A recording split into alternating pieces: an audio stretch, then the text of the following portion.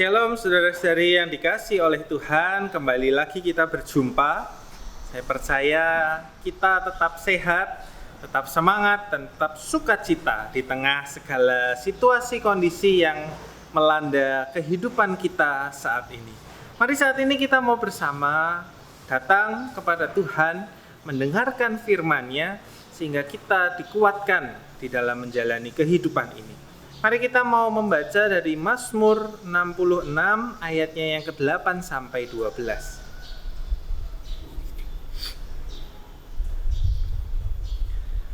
Mazmur 66 ayatnya yang ke-8 sampai 12. Pujilah Allah kami, hai bangsa-bangsa, dan perdengarkanlah puji-pujian kepadanya. Ia mempertahankan jiwa kami di dalam hidup dan tidak membiarkan kaki kami goyah. Sebab Engkau telah menguji kami, ya Allah, telah memurnikan kami seperti orang memurnikan perak. Engkau telah membawa kami ke dalam jaring, mengenakan beban pada pinggang kami. Engkau telah membiarkan orang-orang melintasi kepala kami.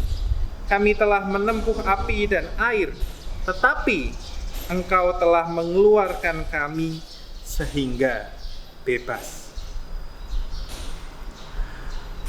Saudara-saudari yang dikasihi oleh Tuhan, di dalam bacaan kita, kalau kita memperhatikan pemazmur menghadapi kehidupan yang begitu sulit.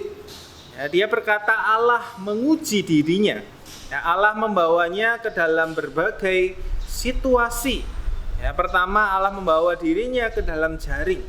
Ini menggambarkan orang yang sedang terperangkap, orang yang terjebak di dalam kesulitan dan tidak bisa menemukan jalan keluar. Allah juga dikatakan mengenakan beban. Ini seakan-akan ketika dia berjalan dia harus membawa sebuah batu atau besi yang mengikat pada dirinya, dan berarti dia langkahnya menjadi berat, langkahnya menjadi sulit, terhambat, terbatasi. Malah dikatakan lebih jauh lagi, Allah membiarkan orang melintasi kepala kami. Ini gambaran pengalaman diinjak, direndahkan, tidak dihargai. Dan terakhir katakan melewati api dan air.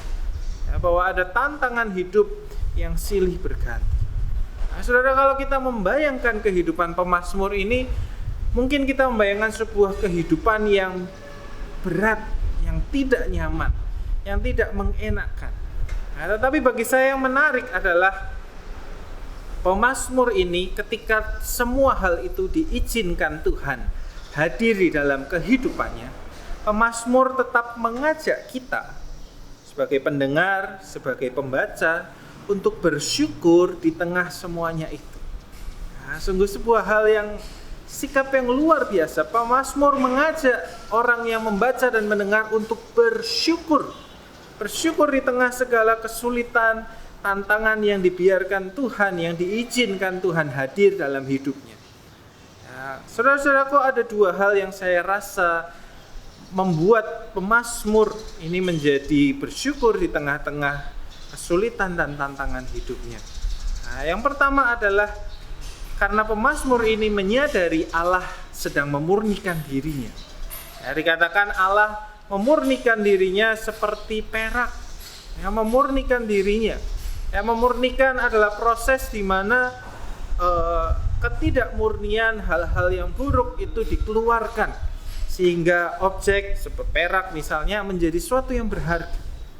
Pemazmur melihat kesulitan-kesulitan yang diizinkan Tuhan hadir di dalam hidupnya sebagai kesempatan untuk menjadikan dirinya semakin berkualitas, menjadikan dirinya memiliki karakter dan jiwa yang lebih baik, yang lebih unggul dari dirinya yang sebelumnya. Mungkin ada ketidakmurnian, mungkin ada kejelekan, mungkin ada karakter atau kebiasaan buruk yang dimiliki sebelumnya. Dia melihat kesulitan yang dijalaninya hari ini akan membuat hal-hal itu hilang, dan dia menjadi seorang yang lebih baik, jadi orang yang lebih luar biasa. Berarti kesulitan hidup itu dilihat dia sebagai sesuatu hal yang akan memberikan manfaat baik bagi kehidupannya. Nah, yang kedua saudara-saudaraku adalah pemazmur percaya bahwa Allah tidak membiarkan dirinya berjuang sendirian. Nah, meskipun di tengah jaring, meskipun diberi beban, meskipun diinjak-injak orang, meskipun melewati api, melewati air, banjir bandang, pemazmur percaya bahwa Tuhan tidak membiarkan dirinya sendiri. Bahwa Tuhan, kalau kita perhatikan ayat 12 yang terakhir, Allah membebaskan. Allah memberikan dia kekuatan. Allah menjaga kakinya sehingga tidak goyah. Sehingga dia punya kemampuan untuk bisa bertahan melalui persoalan-persoalan itu. Nah, bertahan bukan sekedar survive dalam arti ya oke, lewat, tetapi dia mengatasi.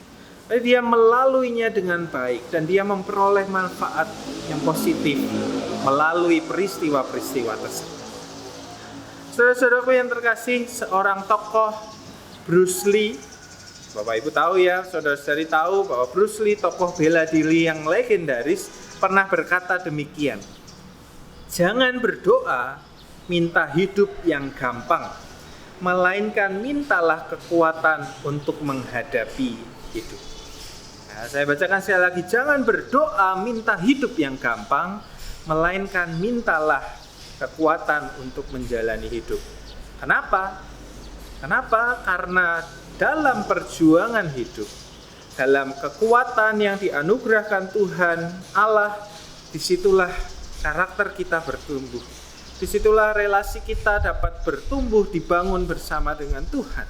Melalui kesulitan-kesulitan itu, maka kita menjadi pribadi-pribadi yang jauh lebih baik.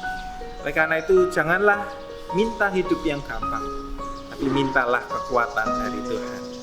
Selamat berjuang terus bersama dengan Tuhan. Percayalah Dia yang menjaga hidup kita dalam segala hal. Tuhan memberkati.